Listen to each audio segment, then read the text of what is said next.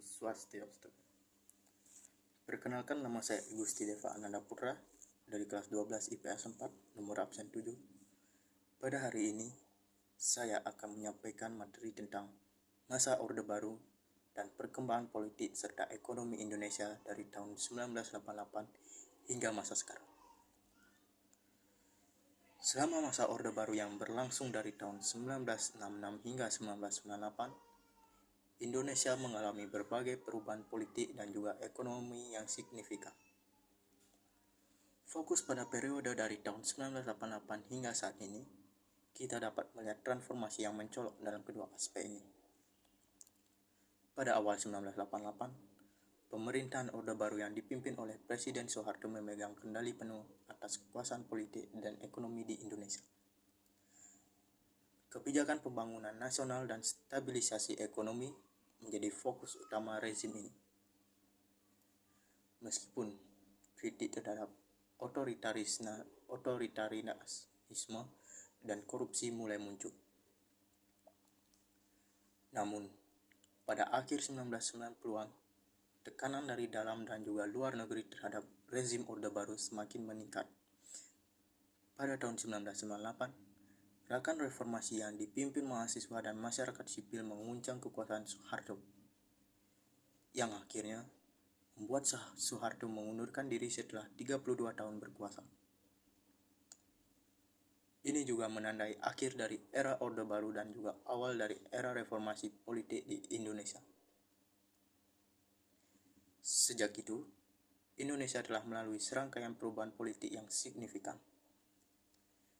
Negara ini telah mengadopsi sistem demokrasi multipartai dengan pemilihan umum yang diadakan secara teratur setiap 5 tahun. Proses demokratisasi ini telah memberikan ruang yang lebih besar bagi partisipan politik dari berbagai kelompok masyarakat. Di sisi ekonomi, Indonesia telah mengalami pertumbuhan ekonomi yang kuat sejak awal abad ke-21. Reformasi struktural yang dilakukan setelah jatuhnya rezim Orde Baru telah membuka pintu bagi investasi asing dan pertumbuhan sektor swasta. Meskipun terjadi beberapa tantangan ekonomi seperti krisis finansial Asia pada tahun 1997 sampai 1998 dan dampak pandemi global saat ini, Indonesia tetap menjadi salah satu ekonomi terbesar di Asia Tenggara. Meskipun demikian, tantangan politik dan ekonomi yang kompleks tetap ada. Korupsi, ketimpangan ekonomi, dan pertentangan politik masih menjadi masalah yang harus diatasi. Namun demikian, perkembangan positif dalam demokratisasi dan pertumbuhan ekonomi menunjukkan bahwa Indonesia telah membuat kemajuan signifikan sejak masa Orde Baru.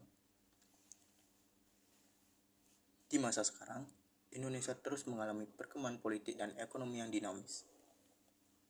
Secara politik, negara ini telah mengonsolidasikan demokrasi multipartai dengan pemilihan umum yang diadakan secara teratur. Proses demokratisasi ini telah menghasilkan pemerintahan yang dipilih secara bebas dan juga adil. Meskipun masih ada tantangan terkait korupsi, polarisasi politik, dan kebebasan sipil. Secara ekonomi, Indonesia tetap menjadi salah satu ekonomi terbesar di kawasan Asia Tenggara. Pertumbuhan ekonomi yang stabil dan proyeksi yang optimis untuk masa depan telah menarik investasi baik dari dalam maupun luar negeri. Pemerintah telah berupaya meningkatkan infrastruktur, mengembangkan sektor industri, dan memperluas akses keuangan untuk mendorong pertumbuhan ekonomi yang inklusif. Namun, tantangan ekonomi seperti ketimpangan pendapatan, pertumbuhan yang tidak merata antar wilayah, dan juga ketergantungan pada sumber daya alam masih menjadi perhatian. Secara keseluruhan, Indonesia terus berjuang untuk memperkuat fondasi demokrasi dan meningkatkan pertumbuhan ekonomi yang berkelanjutan.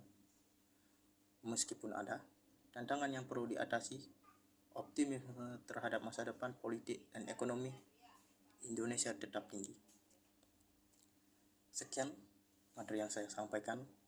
Mohon maaf jikalau ada kata-kata saya yang salah. Sekian dan terima kasih. Om Santi Santi Santi.